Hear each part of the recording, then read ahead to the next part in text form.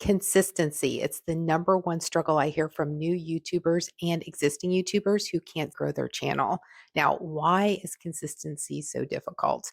I'm going to talk about why it's difficult, but then also what you can do to overcome this struggle so that you can create consistency in your schedule as well. If you're new here, hi, I'm Vicki O'Neill. I help women over 40 get on YouTube so that they can get more visibility and create a lead generating machine that they can turn into a legacy when they're ready to. Don't forget to hit that like button and the subscribe button, as well as the bell notification so you know when new videos are uploaded every week. So, consistency. It's something I struggled with at the very beginning as well. In fact, I struggled with consistency on YouTube up until about 3 years ago. Now, have I consistently uploaded a brand new video every single week since then?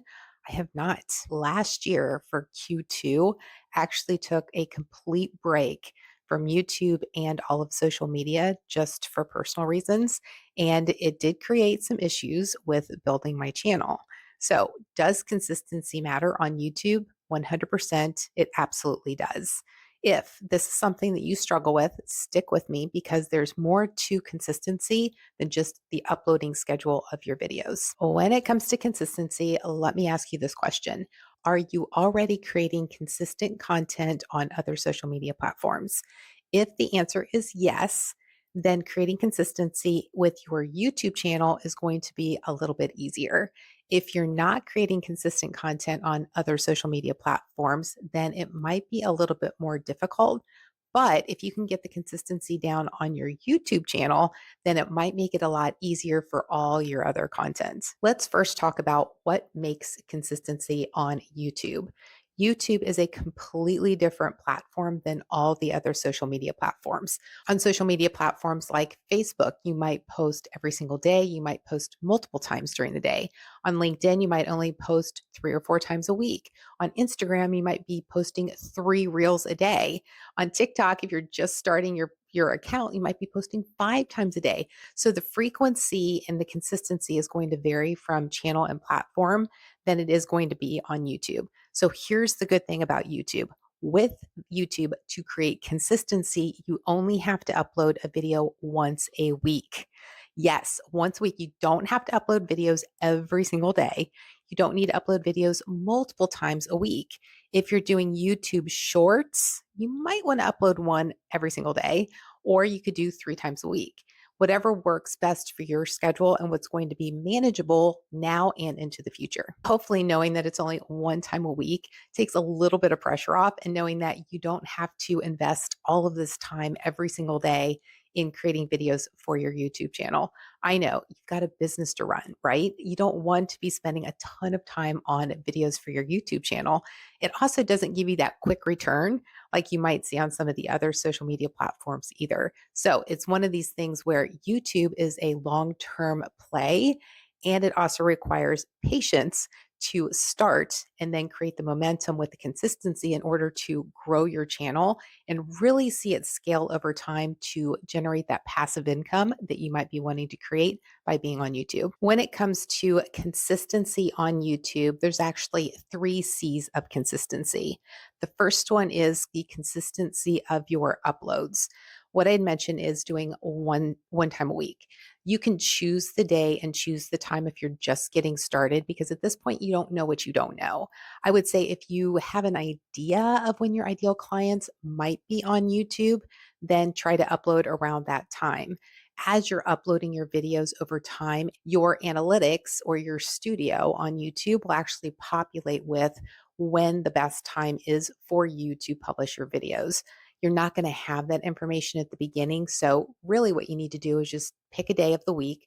Maybe it's what works best for you, and just go ahead and publish. You might have to play around with the time of days. You might have to play around with the days of the week. But the best thing to do is to just get started and just try something. The consistency comes into when you're uploading once a week. So at the beginning, or if you're just getting started with creating that cadence of consistency, pick a day of the week and stick with it for a month. See what happens. Maybe play around with the different times, but stick with the same day. If you're really not noticing any traction, then you may want to switch it to a different day of the week and then try that for 4 weeks.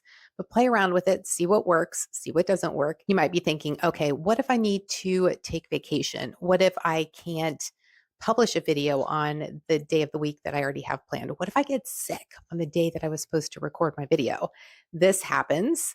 And at the beginning, it really is important that you keep that consistency that you've created for your schedule and what works best for you and what you've created for your channel and the expectations of your subscribers. But the best thing to do is to prepare for it. It's going to happen. We all get sick. You're going to take a vacation at some point or another. You're not going to want to be publishing a video on that day. So, the best thing to do is, at least at the beginning, or maybe after you've kind of started a couple of weeks, create 3 or 4 extra videos, even if they're not edited. You can always send them to someone else to do the editing for you, but at least you have them recorded. That way, if you get sick or you go on vacation and you forgot about the video, you can at least coordinate that editing and publishing with someone else. And you can always schedule your videos ahead of time as well. So if you have an editor who's working with you can get all of those videos done and then schedule your videos ahead of time so that when you're on vacation, or if you know you're going to be away from the office and you're not going to be able to focus on that for that week, you have everything already taken care of. The second C in the consistent C's of being on YouTube is all about the consistency of your topic. Now, you're an expert in something, right? So if that's what you're going to be creating your YouTube videos about, YouTube is going to love you. The algorithm really loves people who are being consistent with the topics that they're creating for their videos. Not only from an algorithm standpoint, the algorithm now knows that, hey, Vicki's talking about how to get started with YouTube for new creators, for small channels. Okay, now we know we've built trust in what she's talking about and the type of content and videos that she's creating. Now we know that when we're pushing her videos out, that the people who we're sending it to are going to know that that's a video that they can trust, which is going to get them to watch it. And then if they're watching my videos, they're gaining trust with not just me, but they're going to be more likely to come to my channel and binge watch my videos, which is going to increase watch time for me. But from an YouTube perspective, it's going to increase the ad revenue that they can make as well. The third C of consistency when it comes to YouTube is all about consistency of metadata. What do I mean by metadata in this instance? What I'm talking about is the consistency of your title, your tags, and your descriptions. The more consistent you are with the type of titles that you're creating, even the format of the titles that you're using is going to create consistency with the algorithm. The same is true with the tags that you associate with your videos.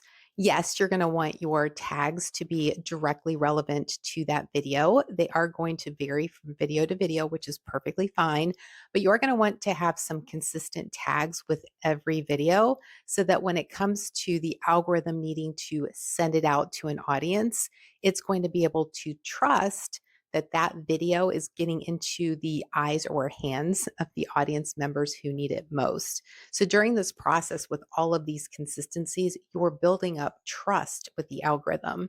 That's why it's so important to have all of these different pieces in place and to show up consistently doing these things as well. Getting back to the consistency of metadata, your tags is going to be really important to make sure that your tags are relevant to that particular video's topic.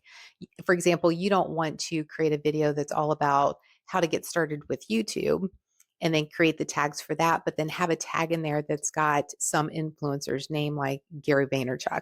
Like that's not going to be a relevant tag. By adding those in there, you might be thinking, oh, I'm going to get more reach because I've got this famous person's name associated with my video. And really, it's going to do the opposite. The YouTube algorithm wants to make sure that the tags associated with your video are accurate to that title. If you happen to be mentioning how Gary Vaynerchuk helps his clients start and create YouTube channels, then of course that's relevant. But if he's not a part of that video at all, don't use that as one of your tags. The last piece of the consistency of the metadata is your description. If you'll notice in descriptions of major influencers and even channels who have a really big following, you'll notice the descriptions of their videos. There's common pieces across all of them.